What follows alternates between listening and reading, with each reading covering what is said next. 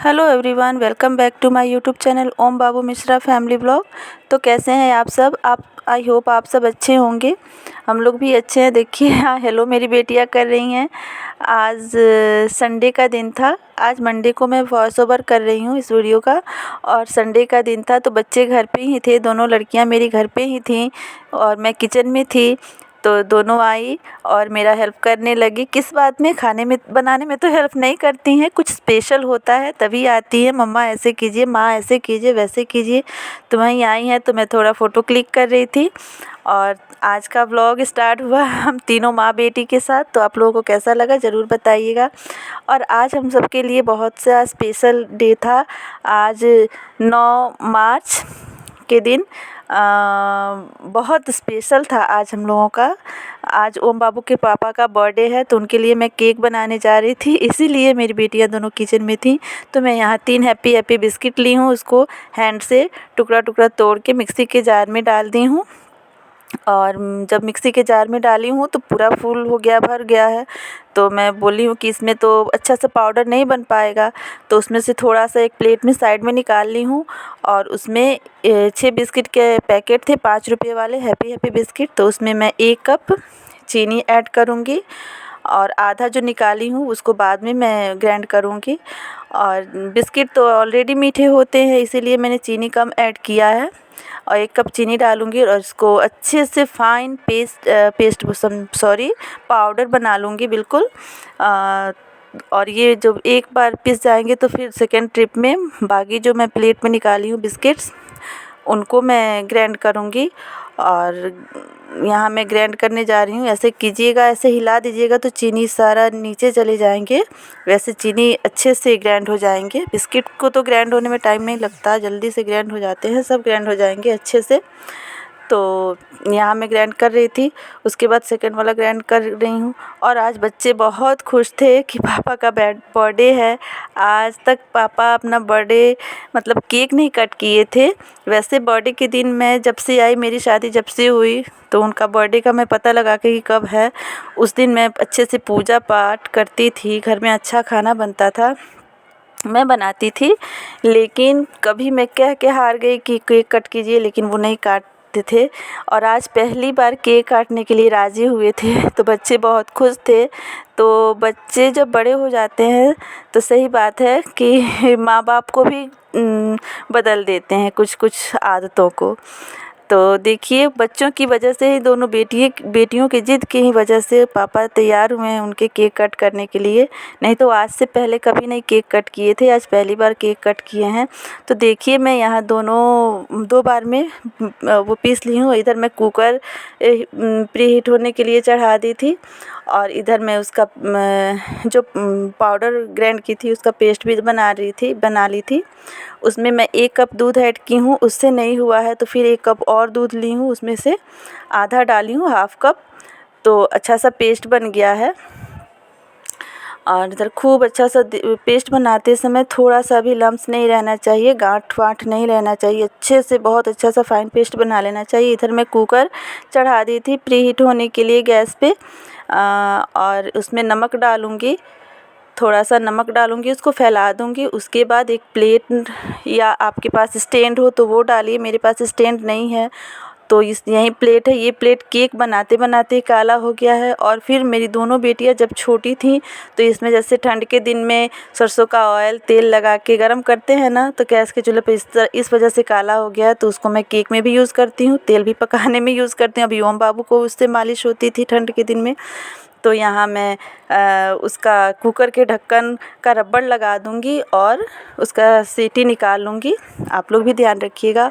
और उधर मैं पेस्ट बना के रख दी थी। फिर दूसरे बर्तन में केक का वो केक पैन तो मेरे पास नहीं था, तो ये छोटा सा बर्तन था, इसी को मैं ग्रीस कर दूँगी। थोड़ा सा घी रख के उस ब्रश से चारों तरफ लगा दूँगी। और मैं सोची थी इसमें अरे वो केक बनाने वाले पेपर जो होते हैं वो होगा तो लगा दूँगी, नहीं थे मेरे पास, ख़त्म हो गए थे। तो मैं देखी हूँ मैदा भी नहीं था संजोग से ख़त्म हो गए थे। तो क्या सोची हूँ, तो मैं गेहूं के आटे को ही ऐसे करके चारों तरफ चिपका दी हूँ घी में। अच्छे से आप चिपका लीजिएगा, ऐसे चिपक जाए तब उसमें वो बैटर जो अलग लास्ट में, ये लास्ट स्टेज है। इसमें मैं एक 10 रुपये वाला जो इनो आता है ग्रीन वाला पैकेट में, उसको ली हूँ और पूरा एक पैकेट उसमें उस पेस्ट में ऐड कर दी हूँ। और इनो डालते ही उसमें थोड़ा सा दूध डाल के और तब उसको मिलाइएगा। इनो डालने के बाद पेस्ट को बैटर को ज़्यादा देर छोड़ना नहीं है।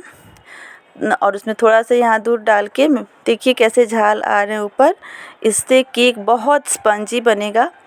आप लोग एक बार इस तरीके से ज़रूर ट्राई कीजिएगा। बिल्कुल सिंपल, बस 3 चीज़ों से, चीनी, बिस्किट और इनो, इन्हीं तीनों चीज़ों से इतना स्पेशल बन गया है केक ना कि क्या ही बताऊँ, इतना अच्छा बना था। आप लोग ज़रूर ट्राई कीजिएगा। तो यहाँ मिला लेना है। इसी तरह का मुझे बैटर थोड़ा वो लगा है, गाढ़ा लगा है, तो फिर मैं थोड़ा सा, आपको भी लगे तो आप भी ऐड कर सकते हैं। और एक ही दिशा में ऐसे उसको मिलाना है, इधर से उधर से नहीं मिलाना है, एक ही दिशा में। और तब उसको एक दूसरे बर्तन जिसमें मैं ग्रीस की थी घी लगा के, उसमें उसको ट्रांसफ़र कर ली हूँ टैप टैप ऐसे करके। और तब जो कुकर इधर प्री हीट हो गया था तो उसमें मैं रख दी हूँ। उसके बाद सीधे 40 मिनट बाद कुकर में खोली हूँ। और सीटी निकाल के ही लगाइएगा, रबड़ रहेगा कुकर के ढक्कन का, लेकिन सीटी नहीं लगा हुआ रहेगा। और उसको एकदम आँख बंद करके 40 मिनट तक छोड़ देना है और तब बनाना है। और इस तरह का केक आप लोग पहली बार देख रहे होंगे कि जिसमें बीच में होल हो गया है, गड्ढा टाइप का हो गया है। ये इस वजह से हुआ है, मैं जानबूझ के की हूँ, वैसे की करना होता है। तो अगर ये ट्रिक आप लोग जानना चाहते हैं तो मेरे चैनल को सब्सक्राइब कीजिए। मैं ज़रूर आप लोगों से शेयर करूँगी कि वो वैसे केक कैसे बना है। आपको अभी यूट्यूब पे नहीं मिलेगा कि वो कैसे हुआ है, मैं ज़रूर आप लोगों से शेयर करूँगी।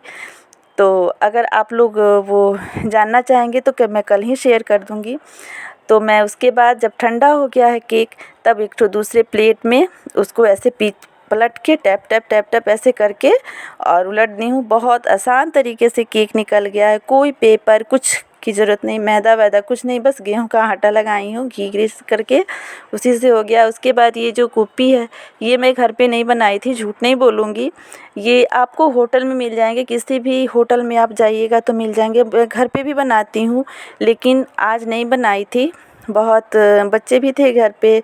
और मैं बोली हूँ नहीं, आज वो बना बनाया कुप्पी और उसमें का जो वो है मलाई टाइप का होता है जो रेडीमेड केक पे लगे हुए होते हैं, वही होटल में भेजी हूँ। तो होटल वाले से मेरी बेटी लेके आई है, उसी से मैं इस केक को डेकोरेट कर दूँगी। और बीच में जो फ्लावर है उसके लिए, उसी के लिए मैं वो होल बनाई थी कि बीच में फ्लावर बनाऊँगी। तो वो देखिए इस तरह से मैंने डेकोरेट किया है। ज़्यादा महंगे नहीं मिलेंगे, वो 10 20 30 इसी में आपके शहर के हिसाब से वो वाला मिल जाएगा कॉपी। तो यहाँ देखिए फाइनली ओम बाबू के पापा आ गए हैं।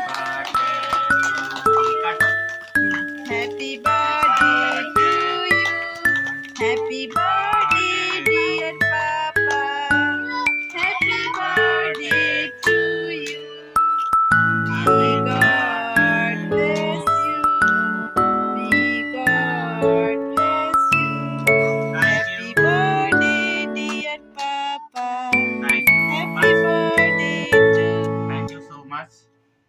मेरी उम्र हो गई लगभग 32 और पता नहीं, वो भी पता नहीं है। हाँ, बचपन से लेके 32 के उम्र में आज पहली बार केक मना है। इसके लिए केक मना है कि बर्थडे मना है?